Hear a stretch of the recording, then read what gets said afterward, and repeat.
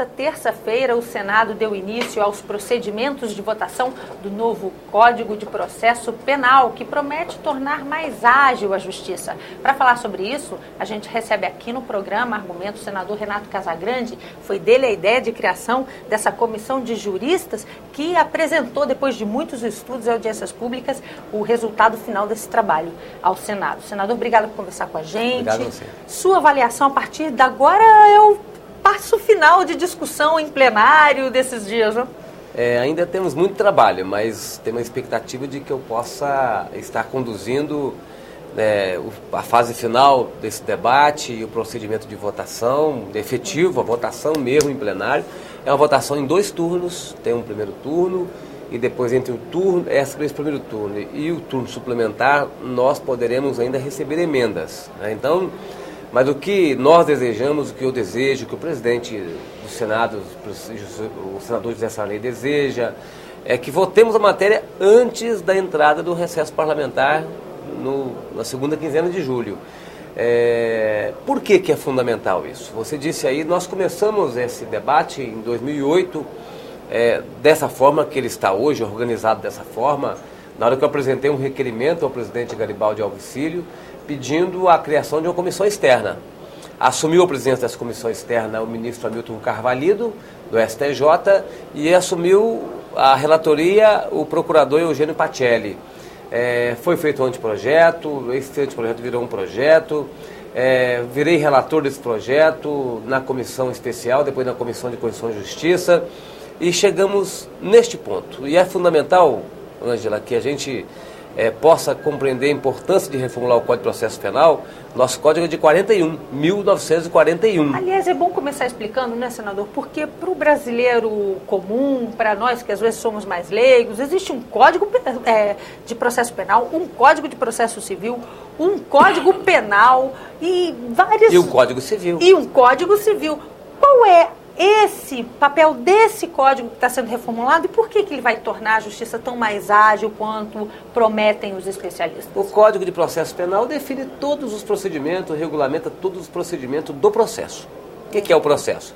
Começa na hora que alguém registra uma ocorrência lá com o delegado, até a hora que o juiz julga, né? Então, assim, de lá para cá tem um inquérito, do inquérito você tem uma prisão provisória ou não, ou uma liberdade provisória, você tem o arquivamento do inquérito ou não, se for para o juiz vai ouvir as testemunhas, vai ouvir o promotor, o advogado, se cabe recurso, não cabe recurso, que recurso que cabe, e no final... Aliás, essa foi uma mudança, né, senador? Parece que agora, se for Então, aprovado... acho que é importante para as pessoas que estão nos acompanhando saber que este é o Código de Processo Penal. O Código Penal define o delito. Né? Quem vai preso por quê? E a pena desse delito. Homicídio, pena de tanto a tanto. Homicídio qualificado, tanto a tanto. Então, esse é o Código Penal. E o Código de Processo Penal aplica o Código Penal através dos procedimentos. Então, acho que o Código Civil, o Código de Processo Civil, do mesmo jeito na área civil. Né? Então, agora falando das mudanças, como eu havia perguntado, o senhor mencionou os recursos e uma das mudanças é a possibilidade de apresentação de recursos que agora fica reduzida. Em que sentido e por quê? Nós hoje temos um Código de Processo Penal que é um instrumento da impunidade, né? Porque quem tem um bom advogado, tem dinheiro para pagar esse bom advogado, leva o processo por um tempo muito longo, né? E isso gera impunidade. E o Código dá esse instrumento, os recursos que estão disponíveis para o advogado é muito grande. Se um juiz ele for um juiz liberal, que aceita todos os recursos, que está muitos recursos, a decisão é do juiz, se acata ou se aceita ou não, se dá prazo ou não. Se o juiz for muito liberal, o processo vai se protela, né? Se arrasta por muito tempo, a gente vê aí sem a definição final. Às vezes o crime prescreve até que chega o final do processo de votação. Agora, em Recife, em Pernambuco, um preso provisório com 21 anos de preso provisório. 21 anos sem julgamento. Então isso foi erro da justiça, a falta de assistência técnica do defensor, né? Mas você vê o que pode acontecer, o que acontece para quem não tem um advogado, para quem não tem dinheiro para contratar um bom advogado. Então, o que nós estamos fazendo? Existem recursos protelatórios. É lógico que você tem que dar direito a todo cidadão que está investigado, que é suspeito de ter amplo direito de defesa. Isso é da Constituição e é da democracia. Mas nós estamos limitando os embargos de declaração, que o advogado pode impetrar quanto quiser em qualquer instância, nas 3 instâncias, primeira, segunda e terceira, e estamos limitando a um embargo de declaração por instância. Então, se você tem que esclarecer alguma coisa, se você tem que questionar alguma coisa, com relação ao embargo de declaração, é um por instância. Hoje não tem limite.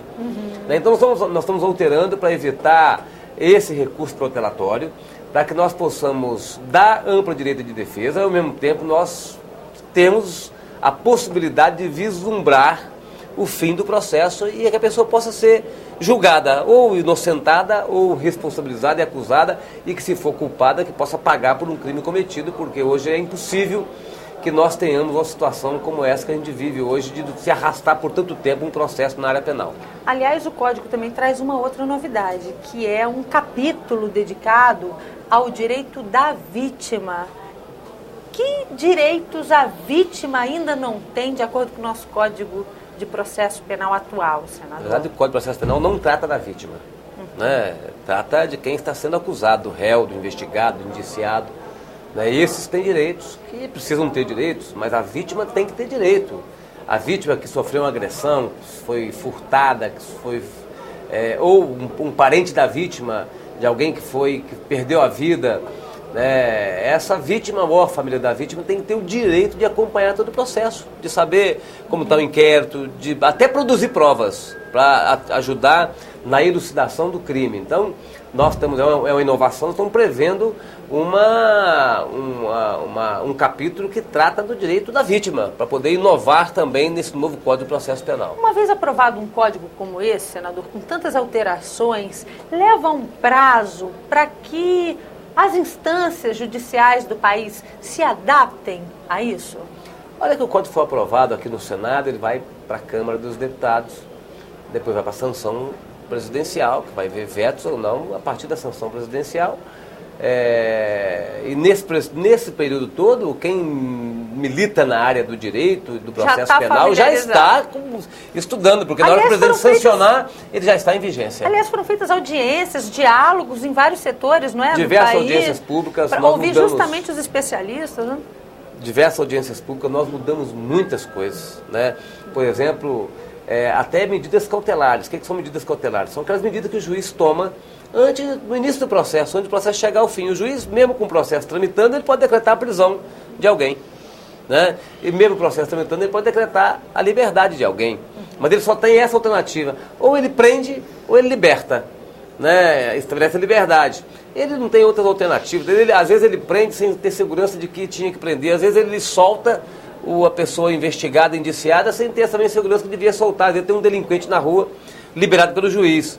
E o processo continua. Então ele pode estabelecer monitoramento eletrônico a partir dessa proposta nossa, prisão domiciliar, perda de cargo público, diversas outras alternativas. Assim como nós estamos também recuperando o poder da fiança. A fiança hoje é um custo pequeno, ela está desmoralizada. Nós estamos aumentando o valor da fiança para que ela seja uma forma de penalizar quem comete um delito. Senador, e essa figura do juiz de garantia? Uma preocupação também dos legisladores, das pessoas que desenvolveram esse novo código.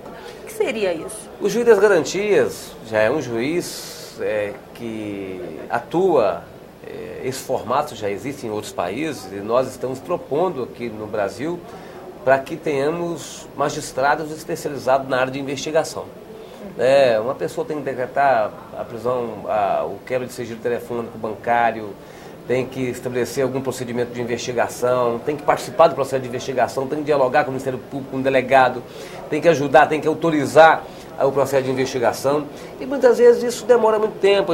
Nós temos que especializar magistrados com essa capacidade de investigação para dar agilidade ao processo. Ao mesmo tempo, também a gente caminha para cada vez mais termos um processo imparcial, com julgamento imparcial. Porque quem participa da investigação, às vezes, se contamina com o processo. Quem vai julgar não pode estar contaminado. Mas o principal objetivo é a agilidade, e o segundo objetivo é caminharmos sempre na direção da imparcialidade. Por isso que nós estamos estabelecendo o juiz das garantias, comarca com um juiz só, vai ter 6 anos para implementar o juiz das garantias. Comarca com mais de um juiz, teremos um prazo de 3 anos.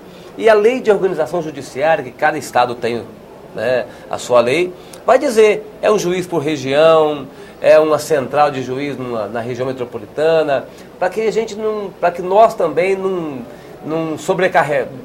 vamos sobrecarregar o Estado brasileiro com contratação de mais juízes.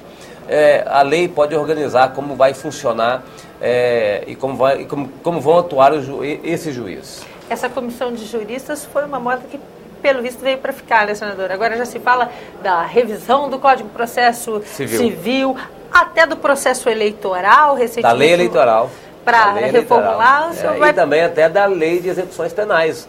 Foi uma proposta que nós fizemos em 2008, que deu certo, e tudo que dá certo pode ser copiado. Né? E hoje nós já temos até um documento entregue, um anteprojeto do Código de Processo Civil, que é fundamental também que o Senado dê a sua contribuição. Essa agenda é uma agenda positiva que merece, da nossa parte, toda a atenção. Senador, muito obrigada por essa conversa. Nós vamos acompanhar as discussões de todas essas mudanças legais. Nós conversamos nesse programa com o senador Renato Casagrande e falamos sobre o novo Código de Processo Penal em discussão no Senado. A você que nos acompanha, mais uma vez, muito obrigada por estar com a gente. Eu sou Ângela Brandão e este é o programa Argumento, para a TV Senado, para a Rádio Senado e para as emissoras conveniadas. Para falar com a gente, anote o endereço pela internet, www.senado.gov.br/TV. Tchau, até a próxima.